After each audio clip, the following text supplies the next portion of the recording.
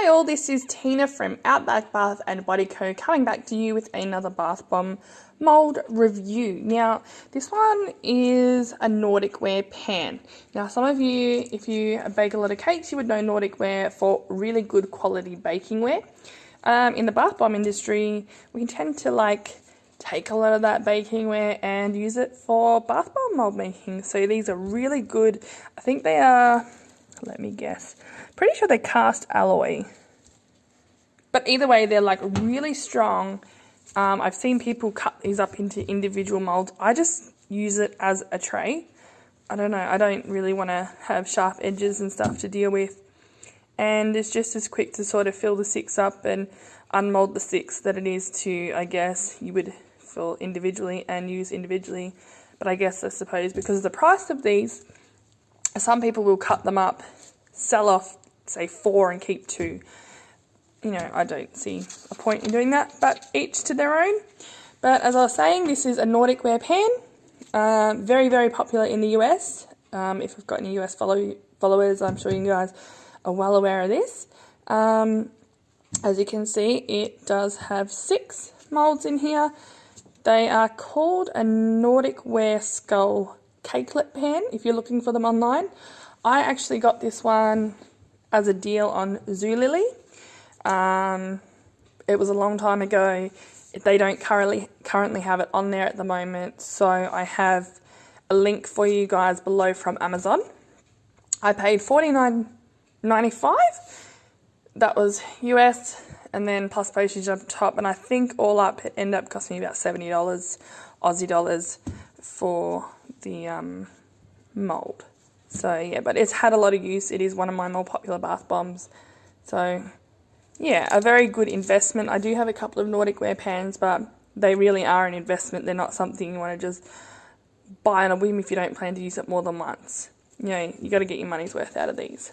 So they do have some great details, as you can see. Yeah, and they're quite big on the inside. I've already brushed mine with gold mica so that I'm ready to just pop my mix in and get going. I do have a completed bath bomb here that I did a couple of days ago. So this is what I do with mine.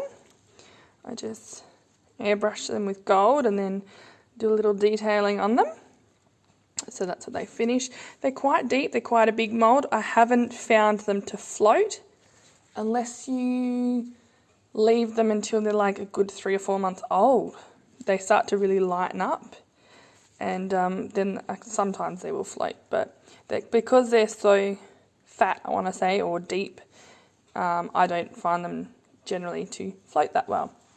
They are a great bath bomb mould, very, very popular. Customers tend to love them, great at Halloween.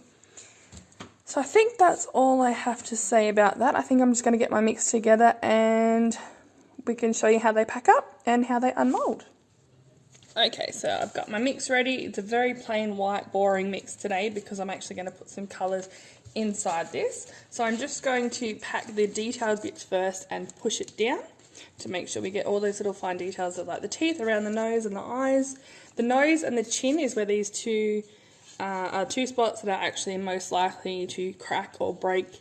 But if you pack them well, you shouldn't really have an issue. I'd say this is like an intermediate kind of mould, just because sometimes they can be a little finicky. So I'm just going to pop that down, grab myself a spoon and my internal dye. So this is the colourant I'm putting in the middle, so that when this bath bomb actually starts to dissolve in the water, that bath bomb colourant will kind of sneak out. Now, I don't know if you guys can see, I've got light behind it, so it's a little bit annoying. But bring it closer. Okay, so I'm just going to sprinkle a bit in each one and then pack them down. Now obviously if I was using a single mould rather than a pan, that's where it would be easier to show you guys that I'm filling this, or if I had an overhead camera, again that would be a ton easier, but I don't have either of those things, so you're just going to have to bear with me. So I'm just pushing it in fairly firmly to make sure that I get all those little details at the front of that skull's face.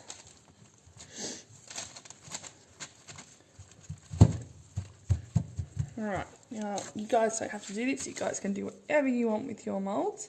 This is just what I'm doing with mine. Nice little bit of colour down the centre. If you're wondering what this is actually water soluble dye, just mixed with a bit of bicarb. It's like a dry powdered embed. I don't really like using solid embeds, not because there's anything wrong with them. I just find this works a lot better for me. Some people don't like this because it's powdery in the middle. Sometimes if you don't put it in the right spot or leave enough room to seal around the edges, then they can break apart. But you just got to make sure that you take that into account. Okay, fill up the rest of these moulds, covering that dyed part first. And if you guys have any moulds that you have in mind that you would like me to review, or if you are a bath bomb company or a bath bomb mould company that would like your mould review, just like leave me a link to websites and stuff and I can check them out. And generally, purely based on price, I will try and find stuff that is cheaper for me to get in Australia first, because the US dollar rate to Aussie dollar rate right now is absolutely ridiculous. No offense to any of my American followers, but I think it's like 70 cents or 60 something cents, and so I pay basically 1.5 times what you guys are paying for them. Alright, so I'm just going to finish packing these and I will bring you back when they are done. Okay, so I have scraped off the back so they're not mounded.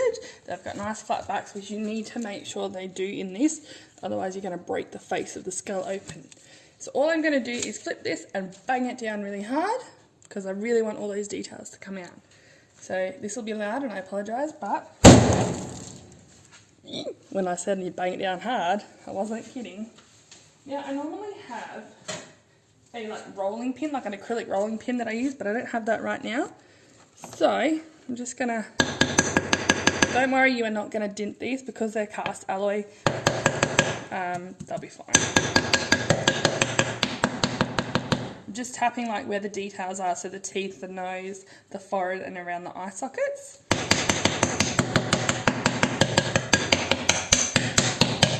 I can already feel that loose.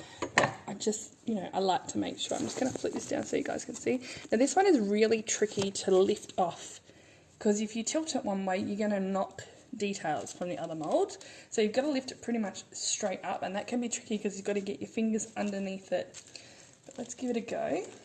So I sort of squeeze my hands together, and I feel like, no, one of those aren't loose. This one.